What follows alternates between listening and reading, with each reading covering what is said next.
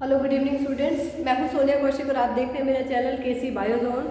आज के evening motivation में, आज है ट्यूसडे मोटिवेशन में हम बात करेंगे सावित्री बाई फुले, जो कि इंडिया की फर्स्ट फीमेल टीचर थी। सावित्री बाई फुले जी का हम दिल से धन्यवाद करना चाहेंगे क्योंकि वो फर्स्ट फीमेल टीचर थी और उन्होंने ही लड़कियों की एजुकेशन के लिए बहुत चीज़ें की और लड़कियों की एजुकेशन को हम कह सकते हैं ये पहली फीमेल थी जिसने आगे बढ़ाया। और ये उस समय की बात है जिस समय अपर कास्ट की लड़कियों को भी पढ़ने की इजाज़त नहीं थी, केवल अपर कास्ट के मेल ही उस समय पढ़ सकते थे। तो लोअर कास्ट में मेल या फीमेल कोई भी पढ़ाई नहीं कर सकता था। जनवरी 3, 1831 में इनका जन्म हुआ और एक बार बचपन में इनके पिताजी ने इनको पढ़ते हुए देख लिया था। तो पढ़ते हुए देखने के कारण इनके पिताजी ने इनकी जो बुक थी वो इंग्लिश बुक वो फाड़ दी।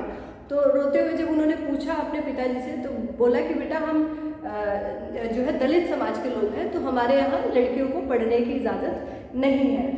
और मद्रास में, पुणे में इनका जन्म हुआ था, तो वहाँ के जो आसपास की कम्युनिटी थी वो भी आसपास में जो भी लोग थे वो भी अपनी लड़कियों को नहीं पढ़ा रहे थे। तो ऐसे में इनके पिताजी ने अपनी बेटी को यही समझाया। तो फिर 9 साल की उम्र में इनकी शादी हो गई 1840 में ज्योतिबाई फुले से।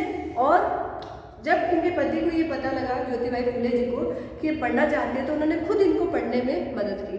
लेकिन संघर्ष यहीं पे ख़त्म नहीं हुआ। जब ससुराल वालों को पता लगा कि ये दोनों मिलकर पढ़ाई कर रहे हैं तो दोनों को घर से निकाल दिया गया। तो फातिमा शेख उनकी एक दोस्त की बीवी थी जिन्होंने इनको अपने घर में रहने की जगह दी।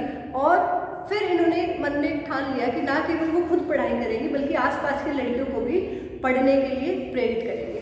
तो उन्होंने पहला स्कूल एक स्टार्ट किया जो केवल 8 लड़कियों से स्टार्ट किया। उसके बाद वो बच्चे बढ़ते बढ़ते अगले साल तक 150 और उसके बाद उनका नंबर बढ़ता ही गया। लेकिन इनका स्कूल जाना, स्कूल खोलना या स्कूल में पढ़ाना इतना आसान नहीं था।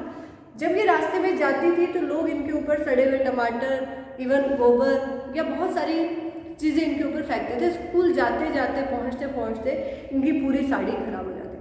तो ऐसा कुछ दिनों तक चलता रहा। इनके पति ने इनको एक क्या सजेशन दिया कि आप एक एक्स्ट्रा साड़ी अपने बैग में रखिए। तो उन्होंने वैसे ही करना स्टार्ट कर दिया। सावित्रीबाई फुले जी एक एक्स्ट्रा साड़ी अपने बैग में रखती थी, स्कूल जाकर चेंज कर लेती थी। तो और घर से जो साड़ी पहनी होती थी वो खराब हो जाती थी। तो लेकिन उन्होंने सोचा ये बहुत दिनों तक नहीं चल सकता।